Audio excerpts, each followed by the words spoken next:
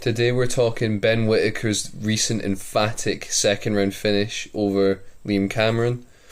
We're then going to go on to the Eubank card this weekend, but I'm going to start off with Ben because I'm a massive Ben fan. And you guys have been chatting too much shit about Ben for months and months, calling him Whittaker and this, that and the other. Shut up, right? Shut up, because this man is the real deal. I've known it since the beginning. He's been the real deal. He got silver medal in the Olympics with one shoulder. This guy is different. He's different. And with Andy Lee, he looks to be a real force in light heavyweight. I'm so proud of him. I love this guy. That walkout was fire. The fit was fire. The performance was cold. It was just perfect. I'm so proud of him. I just hope he continues on. I'd like to see him fight like Dan Aziz, or maybe after Lyndon Arthur probably loses to Anthony Yarde this weekend. I'd like to see him fight Lyndon Arthur or just one of them ones. Because Liam Cameron lost a very close split decision to Lyndon Arthur, so that makes sense. I actually meant to do a breakdown on the Ben Whittaker versus Liam Cameron fight, but I was so slow on editing that the fight happened before I could even upload the fucking thing. So sorry about that, but I'm okay. We're gonna move on to the actual card this weekend. I'm gonna be good this time. I'm gonna upload properly this time. Okay, we're gonna start off with we're only gonna cover the fights that I'm really interested in because it's a great card. But there's three main fights that I think people should be paying attention to. The first one is Anthony Yarde versus Lyndon Arthur. That's quite high up on the card, but that's a trilogy, and both fights have been very entertaining. And then we're going to talk about, I think, the fight that's going to have the highest level of boxing in the whole thing. Probably, like, real class in it. Vidal Riley versus Chev Clark for the British title.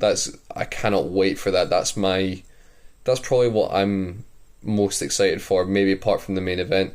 And then obviously we're going to cover Chris Eubank and Conor Benn because that's what we're all there for. So first up, Anthony Yarde versus Lyndon Arthur. I don't think there's too much to really say. It's quite simple matchup. I think Lyndon Arthur's best chance is to box and move like he won the first one, stick his jab on him, because Anthony Yarde doesn't like people with cute jabs. It's the one thing that he seems to struggle with, really. I think really Anthony Yarde's just going to run through him again, unless he's picked up a bad injury and he doesn't want to pull out because of how big the show is. But I think it should be repeat of the second fight, to be honest. Moving on to Vidal Riley versus Chev Clark. Chev Clark's more experienced as a professional, but I think Vidal, his amateur pedigree is heavily underrated, beating people like Daniel Dubois in the amateurs, beating people like Chris Billum-Smith, who's also on the card in the amateurs. He actually made Chris Billum-Smith go professional. He was Chris Billum-Smith's last amateur loss before going to the professional ranks. So Vidal's extremely good, and I think he's going to become an undisputed cruiserweight champion. He's like one of my favourite fighters, so obviously I'm going to say that. But I'm saying it now, and I want it marked down that Vidal's going to become at least a world champion. You never see him fight the exact same way twice. He's so well versed, he's so well rounded. I've even heard rumours that he's training southpaw in every camp and he just hasn't pulled it out yet. So I think he's just a bag of tricks. He hits like a truck and he's extremely fit and he doesn't take any fights lightly. In his last fight he knocked out a guy 2 stone heavier than him who was a southpaw on a day's notice. So I think Vidal should probably clean up Chev. If Chev catches Vidal, he could be in trouble. But I think Vidal's skill level is much higher. And it's going to be another guy on Vidal's box rec that we're going to just read up on and be like, oh, that's a good name for the British title. I think he should probably go for I think his name's Cieslak, the European champion next. But let's go Vidal. We're Team Vidal over here. And let's hope he gets the win. I'm actually going to be there in the stadium. It's my first ever show that I'm going to be there live, so I'm very excited for that. And I'm mainly there for Vidal, to be honest. Eubank Jr. as well, but mainly there for Vidal. Speaking of Eubank Jr., this guy sells a fight better than anyone else in this era. I think he's just the best talker. The Piers Morgan interview was fire, especially with Piers being so heavily on Conor Benn's side for some reason, which I don't get at all. But Eubank Jr. was just so cool, so calm. I love it when boxers can out-talk promoters and media people and interviewers. It makes me very proud of them. Like I love that stuff. I can't wait to see his ring walk. I can't wait to see his performance. I think watching the pad work of Jonathan Banks, his head coach, Jonathan Banks, used to be a fighter himself. I think he was a world champion. I really like what I see with how Jonathan Banks is making Chris train and what he's telling Chris to look for.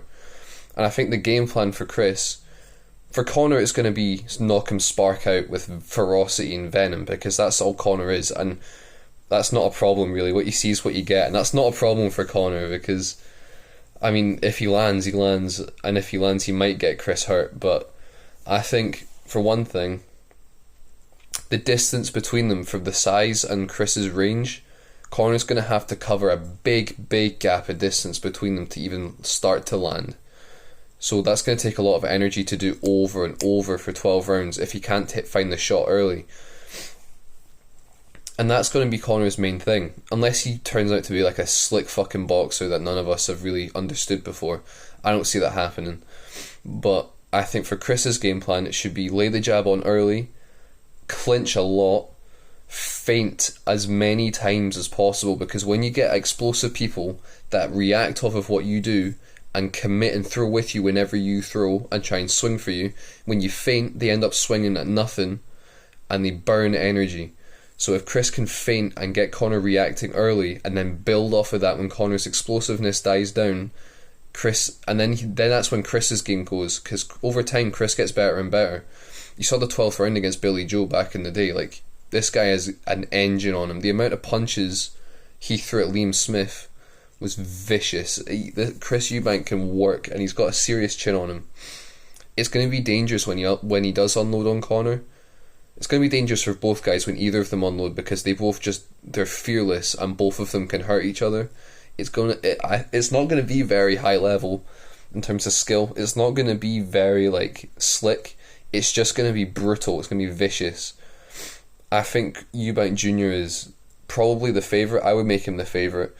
I think he definitely can lose. I really want him to win, because I don't like Conor Benn. I don't like that he cheated. I don't like that he's not been transparent about it at all. I think, as a fighter, of course, I don't know him as a person, but as a fighter, this is what I don't like about him. I think the Conor Benn story is Eddie Hearn's most dodgy story that he's got in his career. I don't think it's a good look for Eddie Hearn.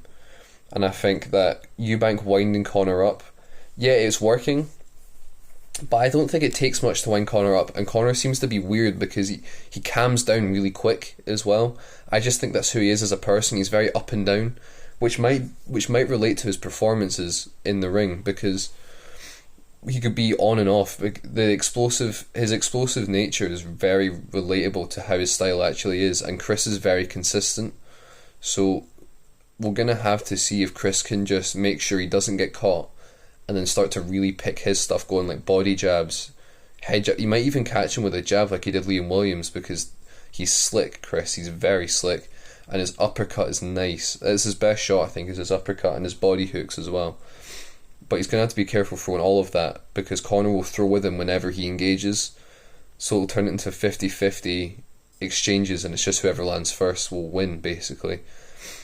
The atmosphere will be incredible. I can't wait for this. I think people should really tune in. No matter where you are, you should tune in, because I'm so excited. The thing to take into consideration is the weight aspect on both sides. Chris not being able to fully rehydrate, it could play a factor. It will only realistically, I think, play a factor if he gets caught with something and it shows that it's affected his chin, like it did with Liam Smith. But with Conor, even if Conor wins, he's in a really, really bad position. If Chris loses, we're talking about either a rematch or retirement, which is very drastic, but it's just going to be a nightmare for him to build back from there.